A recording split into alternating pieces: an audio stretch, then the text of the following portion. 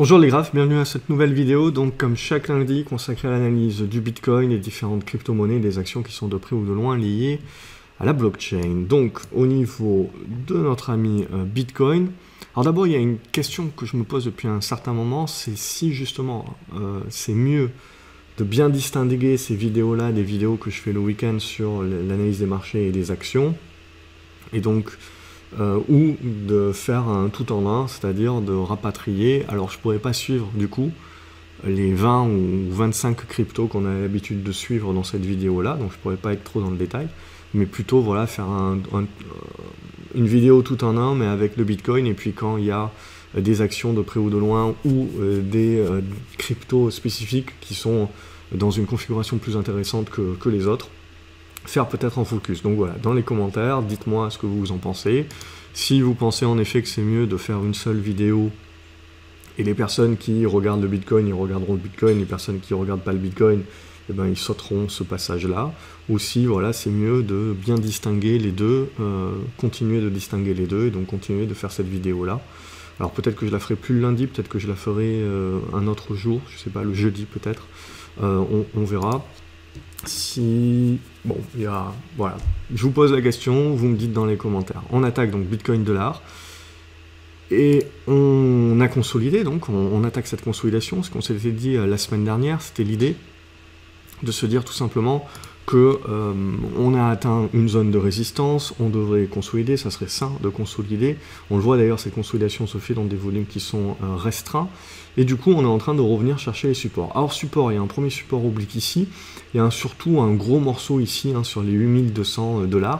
Et si on vient à casser cette zone-là, ça restera, je dirais, une reprise de souffle, mais qui sera un petit peu plus profonde. Donc sous ces 8200 $, certainement, voilà, un retour sur les 7005. Alors, si on veut croire en effet à un mouvement puissant du Bitcoin, et il faudrait en fait que la construction soit la moins forte possible, que cette consolidation soit la moins forte possible, c'est-à-dire qu'en gros on reste dans les niveaux sur lesquels on est actuellement, et c'est-à-dire de ne pas descendre en dessous des 8200 $. Ne pas descendre en dessous des 8200 $, c'est faire une construction assez courte, donc avec un retracement minimum, et donc du coup renforcer le fait que si on réalise le breakout, la cassure par le haut, le mouvement de retournement sera fort et durable, et donc deviendra long terme. Donc c'est ça vraiment, on va dire, l'enjeu de cette semaine qui va être très intéressant, donc tenir la capacité de tenir ces 8200 $. Sur le Bitcoin euro, c'est exactement la même psychologie, c'est juste le niveau qui change, et là en l'occurrence cette zone est 7500 €, donc qui sera importante. Et derrière, si on fait le tour, alors avant de faire les cryptos, on peut faire les actions, si je change un petit peu l'ordre. Donc il y a Bitcoin Group, qui est coté en Allemagne, qui ressemble beaucoup au Bitcoin. On voit là aussi qu'on a une forme de pullback. Là aussi, ça sera intéressant de ne pas aller en deçà de cette zone des 26 €. C'est coté en Allemagne, et donc de pouvoir conserver cette zone-là en support, et donc derrière de construire sur cette base-là la phase de retournement qui prendra effet au-dessus des 33 €. Derrière, il y a le Grayscale Bitcoin, donc ça qui est plutôt un trust. Là aussi, on voit bien, on fait bien ressortir l'oblique descendante résistance, et là également, on voit bien qu'on est en train de revenir avec des mèches basses sur une zone, sur la zone des 9,60. Ça sera important, 9,50, 9,60, pas descendre en dessous, comme sur le Bitcoin. Alors on peut toujours faire des mèches, etc. Ça peut toujours retrouver de la volatilité. On verra comment ça construit, évidemment. Mais je pars du principe que plus on construit court, et plus ça veut dire que le mouvement est fort. Donc c'est ça vraiment qui sera intéressant à suivre cette semaine-ci. En tout cas, dans tous les cas, voilà, c'est plutôt une phase d'observation, une phase de construction sur laquelle on attend des signaux supplémentaires. Ensuite, on a DPW Holding, mais ça c'est vraiment très spéculatif, il n'y a pas grand chose à se mettre sous la dent là-dessus. Je dirais, pour les plus spéculateurs d'entre vous, s'il y a un retour des volumes et une cassure de cette oblique descendante-là, là vous avez un signal en effet pour jouer une spéculation. Sinon les classiques c'est Marathon, et on voit bien, on retrouve bien une phase de consolidation sur Marathon, où on retrouve cette zone des 65 centimes de dollars, qui sera une zone importante à tenir, et donc pareil, une construction qui se met en place. Là aussi, c'est la construction de retournement. C'est-à-dire que tant qu'on ne va pas redescendre, clôturer en dessous des 60, soit 55 centimes de dollars, eh ben on va construire, ça peut prendre plus ou moins de temps, mais c'est des constructions de retournement qui, lors de leur cassure à la hausse, déclenchent vraiment un gros mouvement. En plus, les volumes sont vraiment forts, donc ça c'est vraiment quelque chose de très intéressant à suivre. C'est pas anodin, et du coup on a peut-être un mouvement beaucoup plus long terme qui est en train de se mettre en place. Riot également a besoin de souffler. Elle aussi, éventuellement, elle pourra souffler, on verra jusqu'où, mais cette zone des 1,90 à 1,70 $, c'est vraiment une zone de support importante. Et là aussi, il y a une construction de retournement moyen-long terme qui est en train de se mettre en place sur la blockchain avec des volumes qui sont loin d'être anodins également. Loin d'être anodin également, c'est ce qu'est en train de faire Blockchain Group. Alors là, dans cette consolidation, il y a un petit peu moins de volume, c'est normal, c'est sain. Et du coup, là aussi, on est en dessous, on le voit, d'une oblique descendante. Mais là également, on est en train d'effectuer un pullback, une consolidation sur les anciennes résistances qui deviennent support. Donc ce sera intéressant de ne pas descendre en dessous de cette zone des 25 centimes d'euros. Là, elle est cotée sur Euronext, celle-ci, et donc du coup de mettre en place cette congestion. Et puis le gros départ sur dépassement des 33 centimes d'euros. Voilà, je pense que j'ai fait toutes les actions qui étaient de près ou de loin liées à tout ça. Donc maintenant, on va regarder. Alors vous avez un tracker également, le bloc, Amplify Transformational Data Sharing. Alors il y a beaucoup de tech là-dedans, hein. C'est pas nécessairement de la blockchain, c'est pas pur et dur de la blockchain, vous avez en fait surtout des semi-conducteurs et compagnie. Donc en gros, vous prenez la problématique de ces trackers-là, c'est que souvent vous les payez très cher, puisqu'ils sont soi-disant très ciblés, mais en fait quand vous remarquez la pondération des plus grosses valeurs en l'an 1, en fait vous prenez un tracker Nasdaq et ça revient quasiment au même, puisque c'est essentiellement des semi-conducteurs et de la tech. Donc au niveau de ce Amplify Transformational Data, toujours est-il que voilà, il a fait son gros rebond. En gros, vous prenez le graphique du Nasdaq, ça se ressemble, hein, et derrière, voilà, même chose, éventuellement une consolidation. Alors, on n'est pas loin, on n'a pas refermé le gap comme on a refermé sur le Nasdaq, mais là aussi, ça aura quelque chose qui aura besoin de souffler. Et donc du coup, voilà, je l'ai quand même dans mon suivi, parce que c'est celui qui est normalement censé se rapporter aux sociétés qui sont liées à la blockchain, hein. Donc évidemment, les semi-conducteurs, c'est lié pour les cartes graphiques, le minage et compagnie. Mais toujours est-il que voilà, je m'en détache un petit peu plus si on veut vraiment se raccorder directement aux cryptos. Donc si on retrouve les cryptos, le BAT, je vais passer très rapidement, je veux dire, il n'y a pas grand-chose de plus à se dire que par rapport à la semaine dernière. Donc c'est de la construction également qui est en train de se mettre en place sur le BAT. Vous voulez un signal, il faut dépasser les 20 centimes 50, voire les 21 centimes de dollars. Le Bitcoin Cash, il est en train de casser plutôt par le bas, donc on laisse tomber pour l'instant tant qu'on ne passera pas au-dessus des 270-280 $. Le Cardano, pareil, il faut le laisser un petit peu souffler, ça sera intéressant de tenir cette zone des 435, 430. Au niveau du Cosmos, pas grand-chose sur le Cosmos non plus à se mettre sous la dent, hein, je le passe rapidement. Le Dash, même chose. Il faudra vraiment, on sent, mis à part le Bitcoin, on sent que sur les cryptos quand même, c'est un petit peu plus tendu.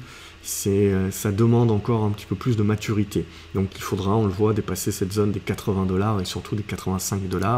L'EOS, c'est pareil, c'est un petit peu timoré. Il faudra redépasser les 2,90, 3 $. Ethereum, elle est un peu mieux, on sent, voilà, si je devais faire un choix et sélectionner, on voit Bitcoin est assez fort, Ethereum aussi c'est assez fort, on voit qu'on a une bonne construction, donc on tient les 175 $.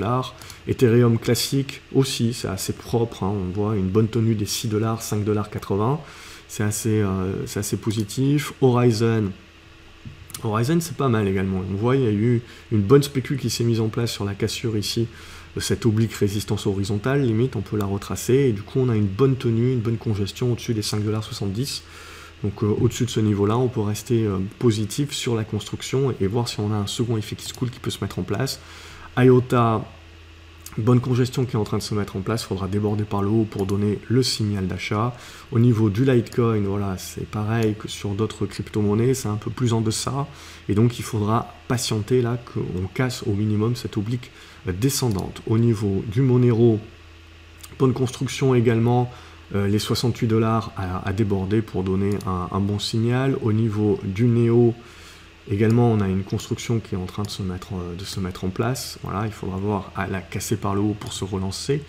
Au niveau du Nano, on le voit, bonne congestion qui s'est mise en place, et donc là aussi une crypto qui démontre sa force, avec cette cassure à la hausse, et du coup cette zone des 70-75 de dollars qui redevient support sur cette zone-là. Au niveau de l'OMICE-GO, voilà, on avait parlé la semaine dernière, on s'était dit là, il y avait une bonne congestion, on s'était dit de façon que ça ressemblait beaucoup hein, entre le Nano et l'OMICE-GO, si je me souviens bien, c'était ce qu'on s'était dit, et du coup, on voit que là, il y a eu la congestion qui s'est mise en place, le premier breakout, et puis derrière, les volumes qui sont arrivés là sur la fin, sur le pic.